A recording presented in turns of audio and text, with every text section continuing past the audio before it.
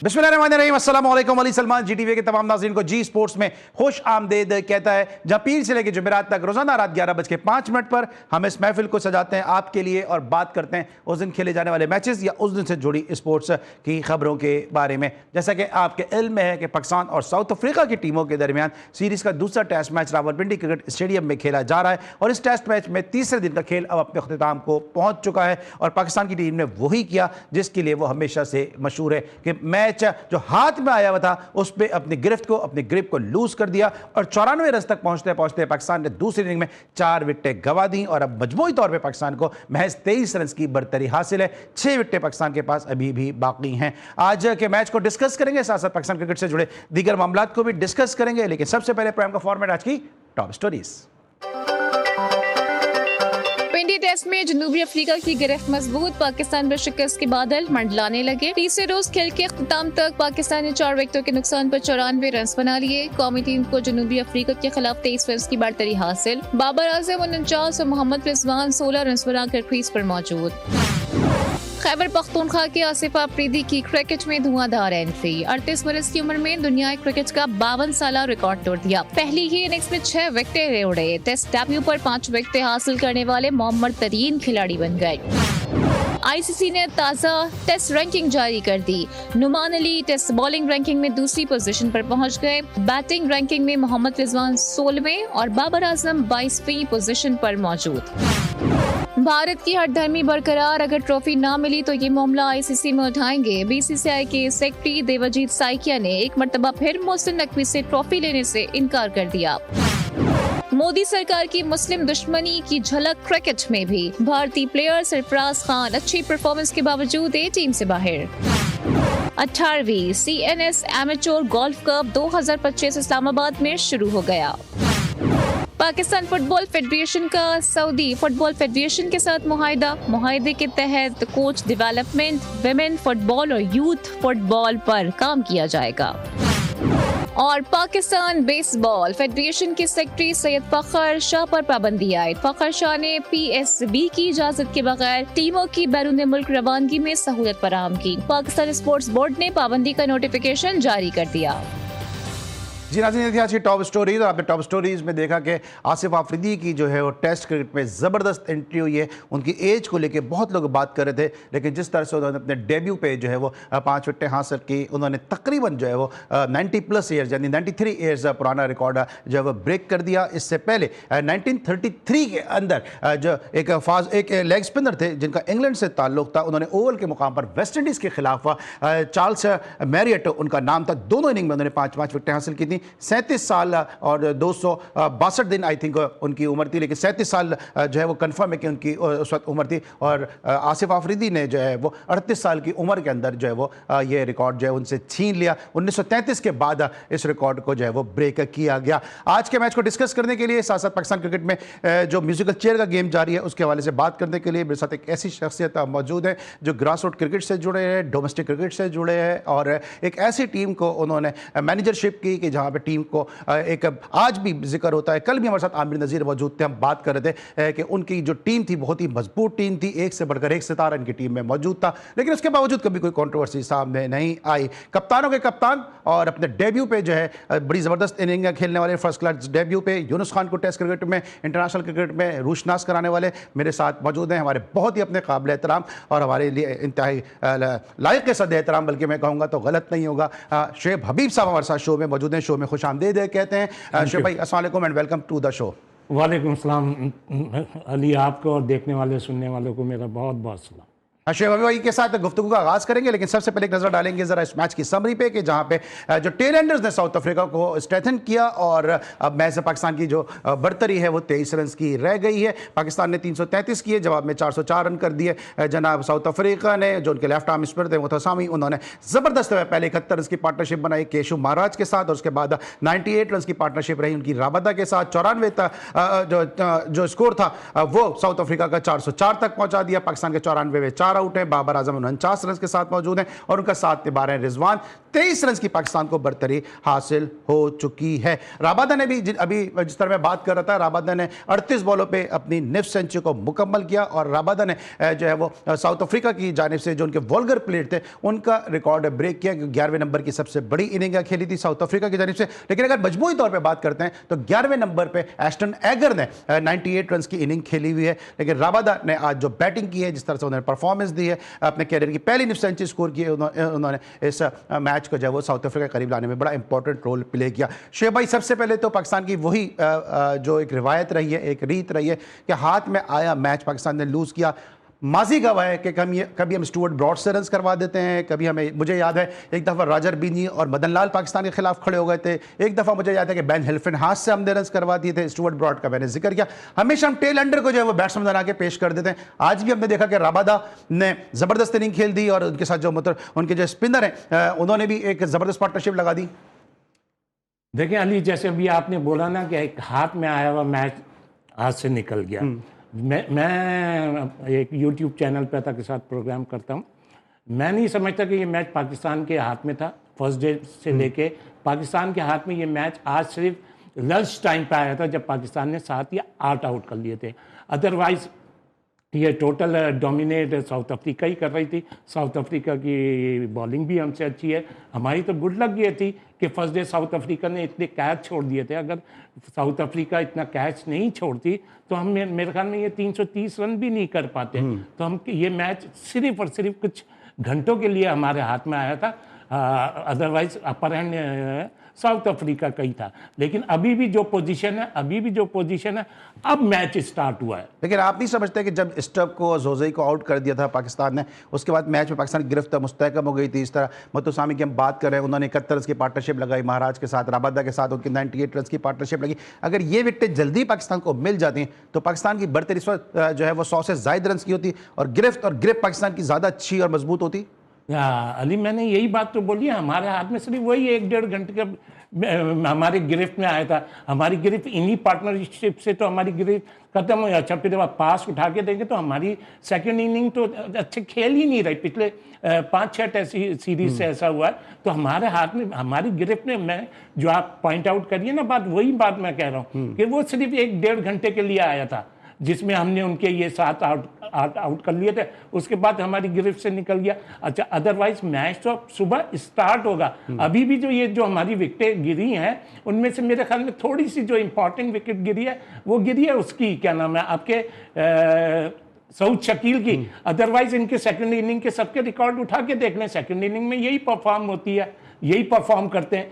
तो ये चीज़। अच्छा, और दूसरी चीज़ ये, जैसे अगर ये साउथ अफ्रीका मैच हारेगा, साउथ अफ्रीका अगर मैच हारेगा तो किस वजह से हारेगा? साउथ अफ्रीका ये मैच इस वजह से हारेगा कि जो उसने जो फर्स्ट इनिंग में कैचेस ड्रॉप करें। और पाकिस्तान ये जो मैच हारेगा और इन ट्रबल है। पाकिस्तान भी इन ट्रबल इसलिए कि वो जो पाकिस्तान की लास्ट 4 प्लेयर हैं, 5 प्लेयर, ये 12 प्लेयर ऐसे हैं जिन्होंने 2 टेस्ट की इनिंग और एक इस टेस्ट की इनिंग मिला लें तो ये 12 प्लेयर ऐसे हैं जिन्होंने अभी तक 70 रन नहीं करे। 11 की टीम में 12 प्लेयर में पहली इनिंग के 4 प्लेयर, अच्छा, टेलेंडर्स के, और दूसरी इनिंग के 4, 8, और फिर ये फर्स्ट इनिंग के। आज 12 प्लेयर ऐसे हैं जिन्होंने टोटल 80 रन नहीं करे हैं। ठीक है। तो अच्छा, अब जिस हिसाब से हमारा जो गेम प्लान होना चाहिए था, हमारा गेम प्लान ये होना चाहिए था कि हमारी जो गेम प्लान पे मैं थोड़ा सा 1 मिनट सर, मेरा प्लान खराब हो जाएगा इधर, क्योंकि अगर मेरे प्रोड्यूसर साहब बहुत देर से मुझे ब्रेक को कह रहे हैं। ब्रेक लेते हैं, वापस आते हैं तो फिर गेम प्लान को डिस्कस करेंगे। शोएब हबीब साहब हमारे साथ मौजूद होंगे, इमरान यूसुफजई हमें ज्वाइन करेंगे, बात करेंगे Pakistan versus South Africa series का दूसरा टेस्ट मैच, तीसरे दिन का खेल। मिलते हैं ब्रेक के बाद।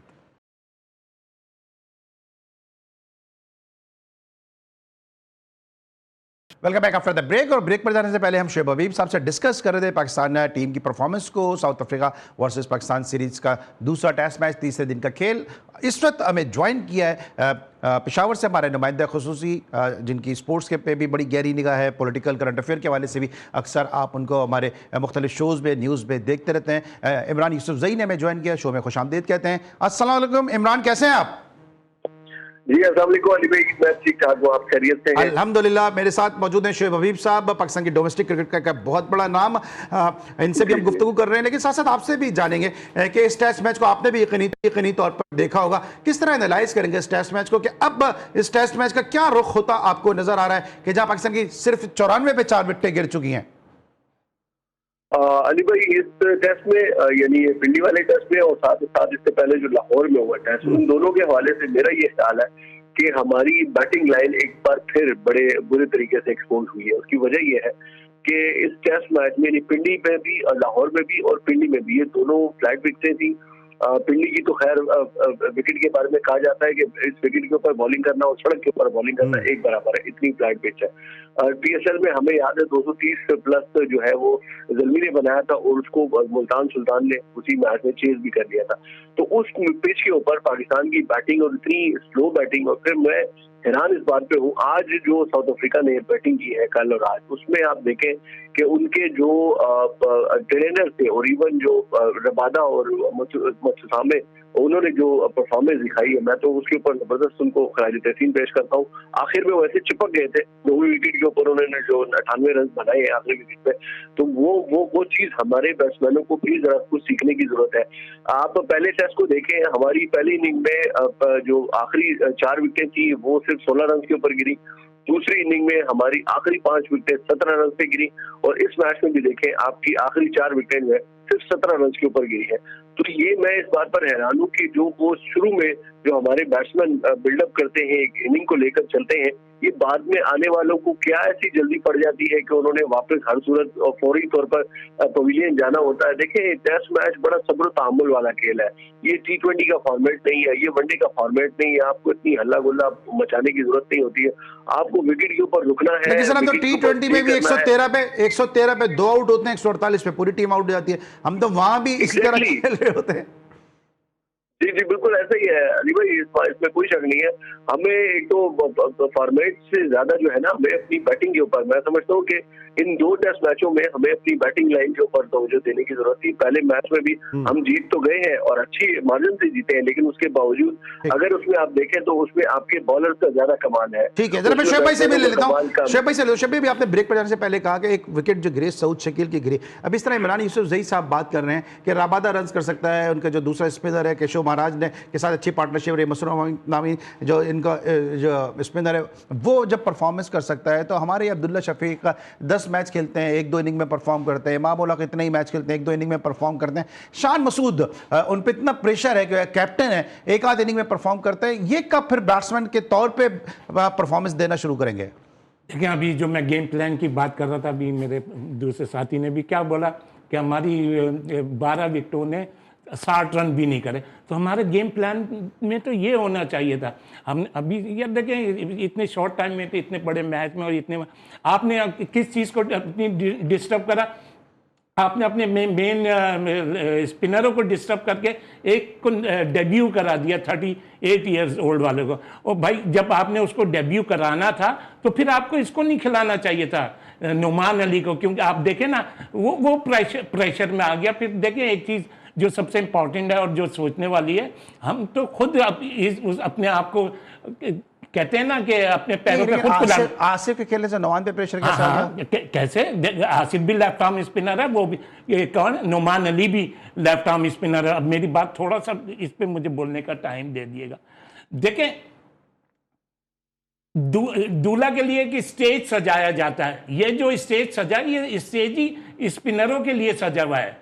चाहे लाहौर की पिच ले लें, चाहे पिंडी की पिच ले लें। अच्छा, अब जब जिस दिन जो दूल्हा होता है, जिसके लिए स्टेज सजता है, वो चाहे लंगड़ा हो या कांड़ा हो या 50 साल का हो, उस टाइम का हीरो वही होता है। अब जैसे मिसाल के तौर पे आपने आसिफ को खिलाना था, तो आपको नुमान को नहीं खिलाना था, आप नुमान को प्रेशर में ले आए। आप नुमान को प्रेशर, एक मिनट, अच्छा, आप नुमान को रेस्ट दे देते। आप रेस्ट देने के बाद किसको ले लेते? आप अबरार को ले आते, अबरार को लाते, तो वैरायटीज आ जाती है आपको। आप ये देखें ना, सारी मतलब कि जिस वक्त ये गेन कर रहा था, क्या नाम है, आसिफ आफरीदी, आपके जो मेन जो सीरीज जिताने वाले स्पिनर थे, वो ऑर्डिनरी बॉलर लग रहे थे। अब सवाल ये आता है कि नेक्स्ट जो सीरीज होगी, क्या आप नुमान को खिलाएंगे या आसिफ उससे अली। मेरा एक और सवाल आता है, अभी आप ये जो बात कर रहे हैं, क्या जब वसीम अकरम बॉलिंग करते थे उनके साथ सलीम जाफर को नहीं खिलाना चाहिए था? क्योंकि इससे तो वसीम अकरम में प्रेशर आ जाता, क्योंकि वो भी लेफ्ट आर्म स्पिनर है। क्या जब वसीम अकरम खेल रहे थे तो क्या अजीम हफीज को नहीं खिलाना चाहिए था, क्योंकि उससे उन पर भी प्रेशर आ जाता?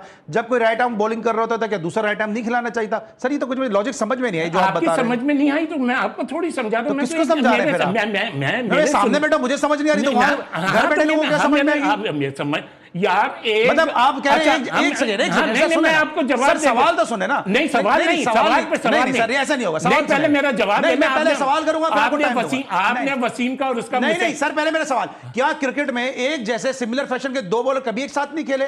ठीक है, तो आप कह रहे हैं पिछले मैच के परफॉर्मर को बिठा दें और डेब्यू नहीं कराना चाहिए? अच्छा ठीक, अब बोले आप। हाँ, अब आप देखें ना क्या क्या करा आपके जो दो मेन बॉलर थे उन्होंने क्या करा यार। देखें मैं एक एग्जांपल देता हूँ, ये पानी की वो कहते हैं ना, गाड़ी में पेट्रोल की टंकी होती है, अगर आप एक्स्ट्रा आप उसमें भरेंगे तो वो जाया होता है। आप एक एक्स्ट्रा स्पिनर लेकर आए, आप एक्स्ट्रा लाना था तो आप उसको लेकर आते, अबरार को वैराइटीज लेकर आते। अब आप देख, आपने जिस तरीके से मेरे से कहाँ गई इनकी ये उसने भी रिकॉर्ड कर रहा है 35 साल का, नोमान अली ने वो भी रिकॉर्ड कर रहा था 70-70 80-80। अब मेरा, अब जैसे जिस तरीके से आपने वसीम इनकी मिसालें दी हैं, अब मेरा सवाल ये है, आइंदा सीरीज में नोमान खेलेगा, कौन खेलेगा? अच्छा, रहा सवाल ये, अब जैसे ये अभी टेस्ट मैच है, पाकिस्तान की सेकंड इनिंग आज स्टार्ट हुई है, एक प्लेयर आउट हुआ है, बाकी तो आप हिस्ट्री उठा के देखें सेकंड। और मैं ये समझता हूँ ये दोनों प्लेयर ऐसे हैं, बाबर और रिजवान,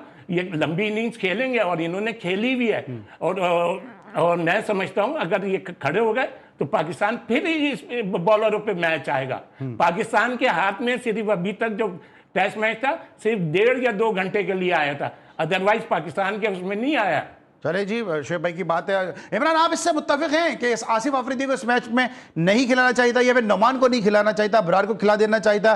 क्योंकि नोमान ने पिछले मैच में परफॉर्म किया, आसिफ ने इस तरह भी हमने प्रोग्राम के इब्तिदा में कहा, और पूरे पाकिस्तान को पता है कि उन्होंने जो है वो 93 ईयर्स का रिकॉर्ड ब्रेक कर दिया। तो आसिफ को खिलाने का फैसला गलत था, अबरार को खिला देना चाहिए था? नहीं, मैं मदद के साथ थोड़ा सा इससे इख्तिलाफ करूंगा, इसलिए कि देखें ये बड़ा एक अच्छा मौका था, बड़ा एक मुनासिब मौका था कि जब आसिफ अफरीदी, जिसने बड़ा तवील एक इंतजार किया है, देखें आप उसकी डोमेस्टिक देखें, उसने बहुत अच्छा परफॉर्म किया हुआ है डोमेस्टिक में, उसकी फर्स्ट क्लास की विकेट देखें, तो ऐसे में मेरा ख्याल है कि बड़ा एक अच्छा वो मुनासिब मौका था कि उसको जो है टीम में शामिल किया गया। और भले ही 38 ईयर्स की उम्र में, लेकिन बहरहाल उसको मौका मिला। और फिर देखे तो उसने 92 साल का एक रिकॉर्ड तोड़ा है, यानी वो इस वक्त ओल्डेस्ट क्रिकेटर है कि जिन्होंने अपने डेब्यू के ऊपर 5 से ज्यादा विकेटें हासिल की हैं। तो मैं समझता हूँ कि ये रिकॉर्ड भी सिर्फ आसिफ अफरीदी का नहीं है, ये रिकॉर्ड पूरे पाकिस्तान का है, पाकिस्तान क्रिकेट टीम का है। लेकिन यहाँ तो कहीं ना कहीं जो शुएब भाई की बात को इस हद तक तो एग्री कर सकते हैं ना, अगर आप अबरार को खिला रहे होते तो आपकी बॉलिंग में वैरायटी आ जाती। हाँ, ये बिल्कुल इस बात से मैं जरूर इत्तेफाक करता हूँ शुएब भाई की कि अगर जो इसको खिलाया आसिफ अफरीदी को, तो फिर नोमान को इस मैच में रस देकर अबरार को शामिल कर लेना चाहिए था। दोनों अच्छे बॉलर हैं और मेरे ख्याल से कि अबरार के लिए जो है एक अच्छा मौका था कि वो जरा टेस्ट में भी अपनी स्किल्स को जो है वो आजमा लेता, और हमें भी अंदाजा हो जाता है कि वो एक अच्छा बेहतरीन बॉलर है और हमें बड़ी अच्छी विकेट भी मिल जाती है उसके जरिए। लेकिन बहरहाल ये शुएब भाई की इस बात से बिल्कुल इत्तेफाक किया जा सकता है कि अगर आसिफ अफरीदी को शामिल किया गया था, फिर नोमान की जगह या इवन साजिद की जगह जो है थोड़ा सा मौका मिल जाता है अबरार को, ठीक है, एज मिल जाता है। अच्छा, थोड़ा सा बाबर आजम पे भी आते हैं, क्योंकि मुझे ब्रेक करने से पहले आप दोनों का इनपुट चाहिए। शबीब, बाबर आजम को 1031 दिन हो गए, उन्होंने सेंचुरी नहीं स्कोर किए, अभी वो 49 रन पर हैं। आपको लगता है कि Babar Azam is leading towards the century? देखें, मैं कुछ टेक्निकल बात करूंगा, मैं वो नहीं कि मुंह से बोल दिया तो मतलब बात होगी क्रिकेट खेल गया। लेकिन जिस कंडीशन की हमारे यहाँ आजकल पिचेस है ना, बाबर जैसे प्लेयर के लिए बड़ी मुश्किल होती है। अब बाबर जैसा प्लेयर अगर 2 चौके भी मारेगा तो वो खूबसूरत होते हैं, और वो खूबसूरत, और ये मौका ऐसा है। और साथ में जो उसको पार्टनर मिला है रिजवान, ये पास में दोनों लंबी इनिंग्स खेल चुके हैं। मैं 100% श्योर हूँ कि ये खेलेंगे, बाबर करेगा, रन्स करेगा, क्योंकि आज जो बाबर ने इनिंग्स खेली है ये 40-45 रन की, 49 रन की। आप ये देखें वो डाउन द विकेट भी गया है, जो इस पिच की रिक्वायरमेंट होती है, और उसने स्क्वायर पे भी शॉट मारा, जस्ट लाइक स्वीप का भी शॉट मारा, उसने कट भी मारा। तो ये पिच ऐसी है। मैं क्यों कहता हूँ कि रिजवान हुए, ये आपके सऊद शकील हुए, ये आगा सलमान है। हाँ, अभी इन लोगों के लिए आइडिया, ये मतलब इस पिच के हिसाब से खेलते हैं, ये पिच से होती है क्रॉस शॉट। अच्छा, आप इस बात से इत्तेफाक करेंगे, अजहर खान साहब ने मेरे शो में कहा कि बाबर आजम आउट ऑफ फॉर्म नहीं है, उसको चाहिए कि 20-25 रन के बाद फ्रेश गार्ड ले, दोबारा से 5-10 रन की इनिंग खेले, उसके बाद थोड़ा आगे बढ़े, फिर फ्रेश गार्ड ले, फिर खेले। कोई मेंटल ब्लॉकेज है उनके साथ? देखें, ये जो अजहर खान साहब ने बात बोली है, मैं इससे बिल्कुल इत्तेफाक करता हूँ। मैं तो पिछले 1.5-2 साल से कह जा रहा हूँ, जब ये नाम निहाद जो अपनी वो करते हैं, दुकानें चमकाते हैं बाबर के नाम से यूट्यूब पे, बाबर आउट ऑफ फॉर्म ही नहीं है, बाबर में कोई टेक्निकल फॉल्ट ही नहीं है। आउट ऑफ फॉर्म प्लेयर जो होता है वो 30-35-40 रन नहीं करता। इमरान से भी इमरान 10 सेकंड है, मुझे ब्रेक पे आना है। शोएब भाई कह रहे हैं बाबर आउट ऑफ फॉर्म नहीं है, आपको क्या लगता है? देखिए, आउट ऑफ फॉर्म तो है। अगर एक लंबे अरसे से उन्होंने सेंचुरी नहीं की, 50 नहीं की, तो स्पिन के एक बेहतरीन बल्लेबाज है, वो लेजेंड है, इसमें कोई शक नहीं है, लेकिन उनसे रन नहीं बन रहे हैं। और ये बात भी मैं बिल्कुल इससे एग्री करता हूँ भाई की कि वो रन करेंगे, और ये बड़ा एक अच्छा मौका है रिजवान के लिए भी और साथ में बाबर आजम के लिए भी। इस वक्त पाकिस्तान की टीम क्राइसिस में है, और ये वो मौका है कि जब इन दोनों को अपनी बेहतरीन स्किल्स दिखानी होगी और विकेट के ऊपर रुकना होगा, क्रीज के ऊपर रुकना होगा। एक लंबी इनिंग, एक लंबी पार्टनरशिप। अगर देखें, जैसे मैंने इससे पहले अर्ज किया कि आखिरी विकेट के ऊपर रबादा और वो जो दूसरा स्पिनर है वो खड़े हो गए, 98 रन की इनिंग खेल सकते हैं, पार्टनरशिप लगा सकते हैं, तो ये दोनों तो है ही। अच्छा, हम तो ये बात करें बाबर आजम सेंचुरी करेंगे या नहीं करेंगे। आप तो एक ऐसे इलाके में बैठे हैं जहां चीजें पहले नजर आ जाती हैं, तो वहां पे बाबर आजम की सेंचुरी नजर आ गई है पेशावर में? सर मेरी तो ये ख्वाहिश है कि बाबर की भी सेंचुरी हो, रिजवान की भी सेंचुरी हो इंशाल्लाह। सर, आपके मुंह में घी अगर ये दोनों रन करे और कोई भी रन करे, कोई भी परफॉर्म करे, पाकिस्तान का सब जलाली परचम बुलंद होना चाहिए, क्योंकि इस खेल को जिंदा रहने के लिए पाकिस्तान में जीत और परफॉर्मेंस की बड़ी जरूरत है। इमरान यूसुफजई साहब हमारे साथ कंटिन्यू कीजिएगा, ब्रेक लेते वापस आएंगे। शोएब हबीब साहब और इमरान यूसुफजई साहब हमारे साथ कंटिन्यू करेंगे, मिलते एक छोटे से ब्रेक के बाद।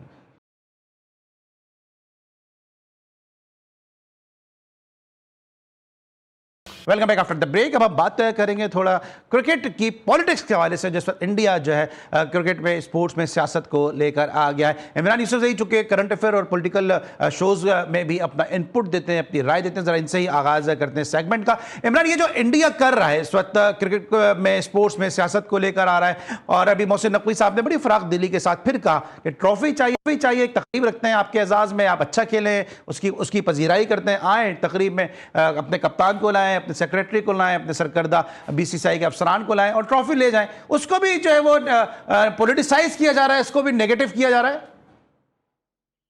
देखिए, मेरा ये ख्याल है, अली भाई, मैंने इससे पहले भी आपके प्रोग्राम में बात की थी कि इस अब के जो है ये गले इनके अपने खुद पड़ रही है। इंडिया ने इतनी सियासत क्रिकेट में लेकर आए हैं, खेल में लेकर आए हैं, वो इस मरतबा इस सियासत का सबसे ज्यादा नुकसान खुद इंडिया ने ही उठाया है। लेकिन सबसे पहला नुकसान उनको ये हुआ कि उनका अपना जो इतना बड़ा टूर्नामेंट था एशिया कप, उसका एक मैच भी इंडिया में नहीं हुआ। आखिर में उनकी ये ख्वाहिश थी कि पाकिस्तान फाइनल से बाहर हो जाए ताकि हम फाइनल जो है वो इंडिया में कर सके। वो ख्वाहिश भी उनकी पूरी नहीं हो सकी। पाकिस्तान फाइनल में पहुंच गया, ठीक है, और उसके बाद पाकिस्तान ने यानी कि वो फाइनल जो है वो दुबई में खेला गया। अब वो उनकी वो ख्वाहिश भी पूरी नहीं हो सकती। फिर उसके बाद उन्होंने ये सियासत में जो है सियासत लाने की कोशिश की कि जी हमने एशियन क्रिकेट काउंसिल के चेयरमैन से ट्रॉफी वसूल नहीं करनी, इसलिए कि वो पाकिस्तान के पॉलिटिशियन है। ओ भाई, ये बात तो आपको उस वक्त भी याद रखनी चाहिए थी जब आप एशिया क्रिकेट काउंसिल के प्लेटफॉर्म से इस टूर्नामेंट में हिस्सा ले रहे थे। तभी तो मोहसिन नकवी साहब इसके चेयरमैन थे। ऐसा तो नहीं था कि टूर्नामेंट के दौरान में वो इसके चेयरमैन बने हैं। फिर ये सारी चीजों का नुकसान उनको खुद उठाना पड़ा है, कीमत उठानी पड़ी है। ग्राउंड से वो गए हैं बगैर ट्रॉफी के, वो एक ख्याली ट्रॉफी को उठाने और उसकी जो है ना वो सेल्फियां बना रहे थे। तो हमने जिंदगी भर ख्याली पिलाओ तो सुना था, लेकिन ख्याली ट्रॉफी इसी दफा सुनने को मिली है। ख्याली ट्रॉफी बिल्कुल पहली दफा हमने देखी। तो मेरा ख्याल है कि सबसे ज्यादा नुकसान उनको हुआ है। अब भी देखिए, पाकिस्तान क्रिकेट बोर्ड की जानिब से, खासतौर पर एशियन क्रिकेट काउंसिल की जानिब से बड़ी फराखदिली के साथ मोहसिन नकवी साहब ने उनको कहा है कि 10 नवंबर को आए, आपके लिए एक तकरीब मुनक्किद करते हैं दुबई में और आप अपनी ट्रॉफी ले जाए। उसके बाद भी उन्होंने जो उनके सेक्रेटरी हैं, जरा शोएब भाई से मिले थे कि जिंदगी हमने ख्याली पिलाओ सुना, अभी ख्याली ट्रॉफी सुन रहे हैं, गायबाना नमाज जनाजा सुना, गायबाना ट्रॉफी सुन रहे हैं, तो बहुत सारी चीजें इस वक्त इंडिया में और सिखा भी रहा है। उसने हमें यह भी सिखाया कि जब हम पे जंग मुसल्लत की जाती है तो फिर जवाब कैसे दिया जाता है, इसमें भी इंडिया को हमने सिखाया सबक। शोभी, क्या लगता है आपको जो मोहसिन नकवी साहब पे जितनी भी तनकीद कर ले, लेकिन ये जो उनका स्टांस है इस हवाले से चैंपियंस ट्रॉफी में, जिस तरह से उन्होंने कहा कि इंडिया अगर नहीं आता तो हम भी नहीं जाएंगे। हमने देखा अभी जो पाकिस्तानी वीमेंस टीम ने भी खेला, वर्ल्ड कप खेला, वो श्रीलंका में खेला। इस स्टांस को किस तरह से देखते हैं मोहसिन नकवी साहब ने जो एक अपना करैक्टर शो किया है? बिल्कुल, इसमें जितनी भी मोहसिन नकवी साहब की तारीफ करी जाए कम है। और दूसरी सबसे इम्पोर्टेंट चीज़ है, ये मोहसिन नकवी तो अब भी हाथ बढ़ा रहे हैं दोस्ती का। मोहसिन नकवी कह तो रहे हैं आप आएँ, हम टी पार्टी अरेंज करते हैं, या डिनर टाइम होगा डिनर अरेंज करते हैं, या लंच टाइम होगा लंच, आए हम आपको ट्रॉफी देंगे। हम वो कब मना कर रहे हैं? तो ये ज़बरदस्ती का इशू बना रहा है इंडिया। और जिस तरह अभी शुएब भाई ने कहा, तो हमारा तो मजहब ही सिखाता है कि हाथ बढ़ाओ, मुसाफा करो, और उनका मजहब सिखाता है कि हाथ जोड़ दो। जो हमें सिखाया हम वो कर रहे हैं, जो उनको सिखाया वो कर रहे हैं। लेकिन दूसरी तरफ कहा यह जा रहा है कि जो है गौतम गंभीर जो है वो जिस तरह उनकी बीजेपी की जहनीत है, उनकी जिस तरह से जो एक नरेंद्र मोदी वाली जहनीत है, बाल ठाकरे वाली जहनीत है, वो जहनीत जो है अब सरफराज खान को टीम से दूर रख रही है। खुद भारत से भी आवाज़ें उठ रही हैं। शमा मोहम्मद जो उनकी बड़ी एक लीडर हैं और मुसलमानों की आवाज़ समझ जाती हैं, उन्होंने इस हवाले से कहा कि सरफराज खान को जो है वो क्यों ड्रॉप किया गया। गौतम गंभीर का बुक्स का निशाना बन रहे हैं सरफराज खान। क्या भाई? यार देखें, ऐसा है तो ये बड़ी शर्मनाक बात है, बहुत शर्मनाक। अब क्या कर सकते हैं, फिर वहाँ पर इंडिया में मुसलमान भी बहुत हैं, हम लोग कुछ ज़्यादा बोलेंगे तो फिर हम वो ट्रबल में आ जाते हैं। अगर ऐसा है तो शर्म की बात है। ठीक है, आप क्या कहेंगे इमरान? स्पोर्ट्समैन है इमरान, आप मुझे सुन सकते हैं? अफसोस की बात है इसलिए कि देखें, मेरा ख्याल है कि इंडिया में जो क्रिकेटर्स हैं, चाहे वो मुसलमान है, चाहे वो सिख है, या चाहे वो खुद हिंदू है, उनको अपना आप जो है इंडियन साबित करना बार बार पड़ता है। तो ये एक अफसोसनाक सूरत हाल है कि उनको बार बार अपनी जो है वो अपनी शो करनी पड़ती है, साबित करनी पड़ती है। इसी तरह से आप देखें तो जितने भी क्रिकेटर्स हैं, चाहे वो जो भी है, चाहे वो जिस भी मजहब से ताल्लुक रखते हैं, उनको अपना इंडियन होना जो है बार बार साबित करना पड़ता है। तो ये मेरे ख्याल से एक बड़ी अफसोसनाक। लेकिन यहाँ तो गौतम गंभीर साबित कर रहे हैं ना कि वो बीजेपी के मेंबर पार्लियामेंट रहे हैं, कि सरफराज को बाहर रख के, उसमें तो सरफराज थोड़ी साबित कर रहे हैं कि वो मुसलमान है।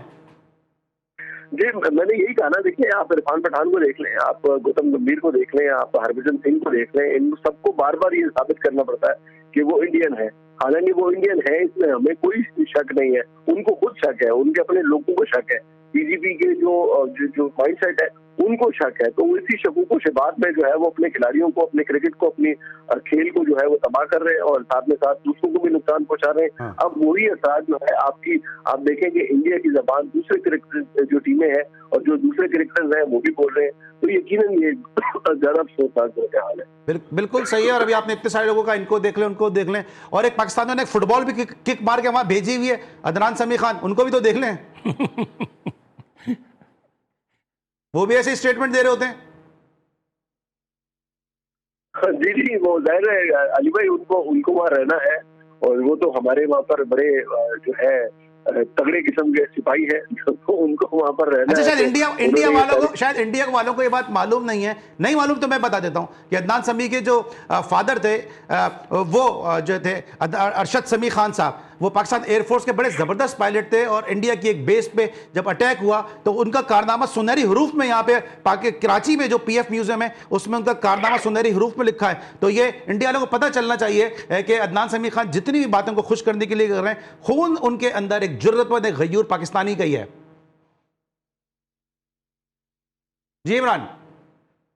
जी जी, बिल्कुल यकीनन अली भाई, आप दुरुस्त कह रहे हैं। और मेरा ख्याल है कि इस तरह की बातें कम से कम एक पाकिस्तानी को जो है, आप जिस भी मुल्क में बैठे हो, आप उनके कवानीन का एहतराम करें, आप उनके जो रूल्स रेगुलेशन उनको फॉलो करें, उन सारी चीजों को देखें, लेकिन कम से कम उन सारी चीजों के बदले में आप अपने मुल्क की जो है वो इंसल्ट ना करें, अपने मुल्क के बारे में इस तरह की बातें ना बोलें कि कम से कम कल को आप किसी भी सूरत में अगर आप अपने मुल्क वापस आते हैं या वहां से आपको निकाल बाहर किया जाता है तो फिर आप किधर जाएंगे। तो ये बड़ी सूरत हाल हम देख चुके हैं तारिक फतेह जैसे लोगों का वहां पे क्या हाल हुआ है कि जो इंडिया में बैठ के पाकिस्तान की बुराई करते थे, यहां से पहले निकाल के कनाडा गए, कनाडा से निकाल के। पॉलिटिकल शो होता तो शायद इसमें ज्यादा मजीद बात करता है, स्पोर्ट्स का शो है, वरना मैं तारिक फतेह जैसे लोगों को और अदनान समी खान जैसे लोगों को मजीद बेहतर अंदाज से एक्सपोज कर सकता था। लेकिन बहरहाल स्पोर्ट्स को स्पोर्ट्स के हद तक ही रखते हैं। ब्रेक लेते हैं, वापस आएंगे, मजीद बात करेंगे पाकिस्तान क्रिकेट के हवाले से। मिलते हैं छोटे से ब्रेक के बाद।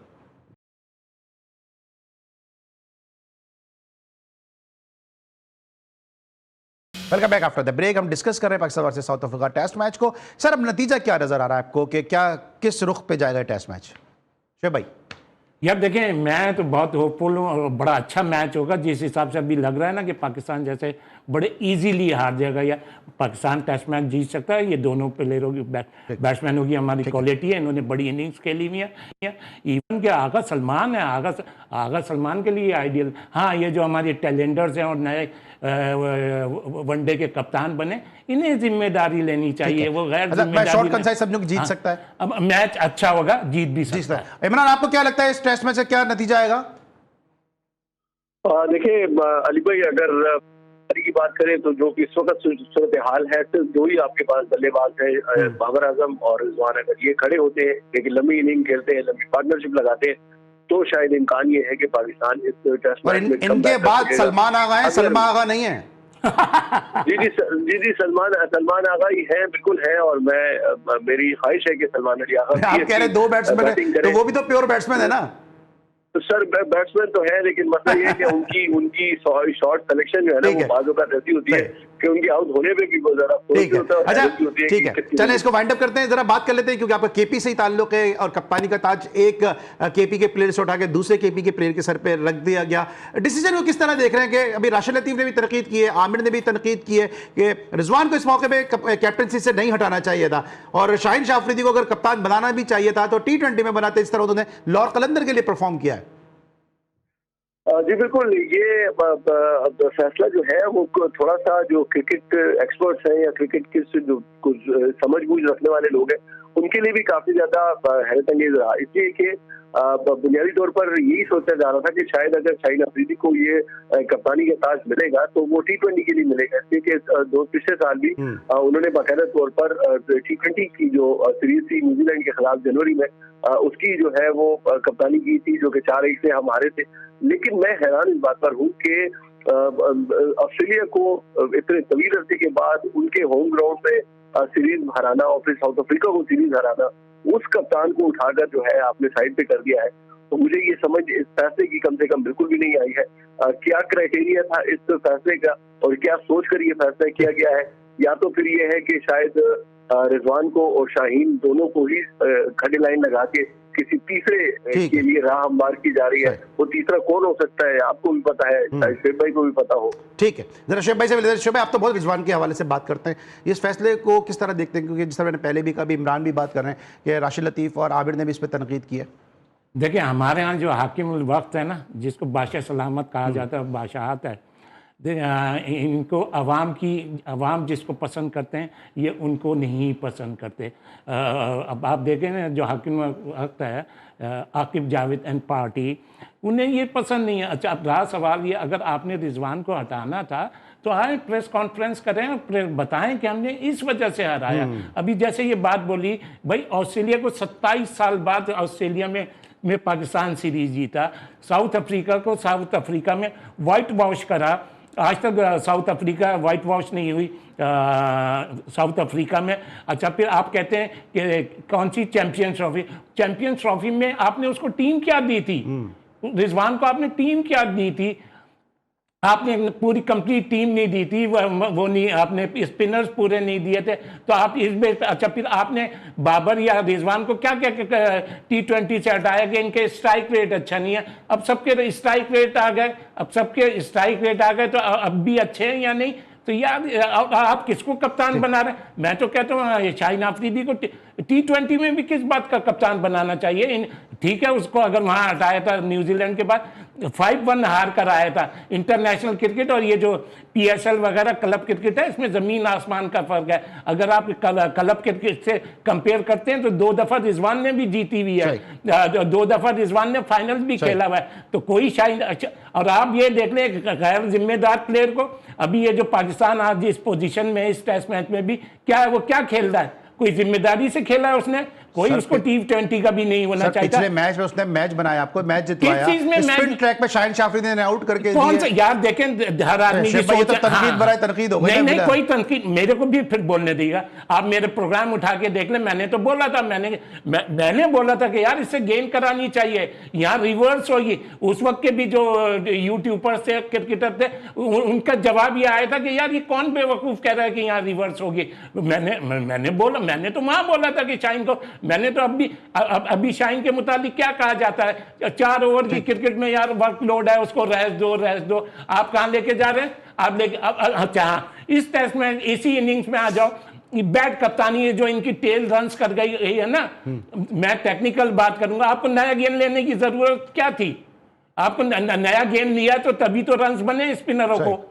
ये टेक्निकल चीजें होती हैं। आपने नया गेंद किस लिए लिया? आपने नया गेंद इसलिए लिया कि शाहीन आफरीदी 2-3 आउट कर देगा। शोएब का मैसेज आ गया, लेकिन शाहीन आफरीदी के हवाले से जो मैंने कहा वो प्रोग्राम तो मैंने नहीं देखा, लेकिन मुझे ये याद है कि स्टेट बैंक के ग्राउंड पे मीर हमजा से पहले दिन आउट नहीं हुए।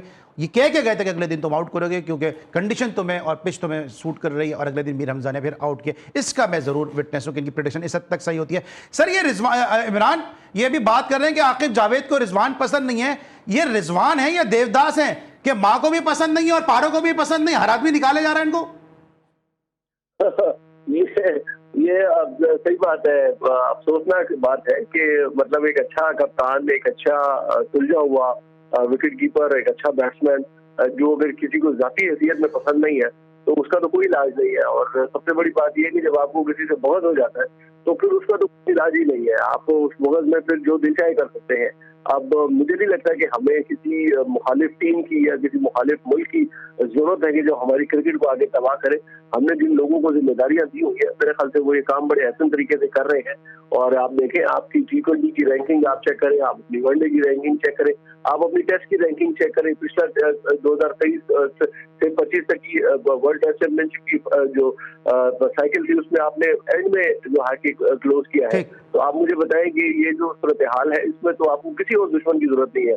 आपने जिन लोगों को जिम्मेदारियां सौंपी हुई हैं अपनी क्रिकेट को दुरुस्त करने की, वही आपकी क्रिकेट को अच्छा खासा बर्बाद कर रहे हैं। वही अच्छा खासा बर्बाद कर रहे हैं। Thank you so much Imran Yousafzai साहब, थैंक यू सो मच। एक बात मैं कहता हूं, जन्नत का जो हुआ ना, जो सबसे पहली मुलाकात होगी जन्नत, उसका नाम भी रिजवान है। चले, उसका नाम भी रिजवान है। Thank you so much. Shoaib Habib sahab हमारे साथ मौजूद थे, इमरान यूसुफजई साहब आज के शो हमारे साथ मौजूद थे। लेकिन नहीं भूलना चाहिए, अभी मैंने देवदास का जिक्र किया कि हमेशा अपने जो लिप्स है उसके ऊपर वो ग्रीन कलर की क्रीम लगाकर आते हैं। तो हम पे ये किसने हरा रंग डाला कि बाहर निकाल डाला, और बाहर निकाल डाला। ये हुआ रिजवान के साथ। आज के लिए बस इतना, इंशाअल्लाह अगले शो में फिर मुलाकात होगी। उस वक्त के लिए अली सलमान को इजाजत दीजिए। अपना बहुत ख्याल रखिए। अल्लाह हाफिज।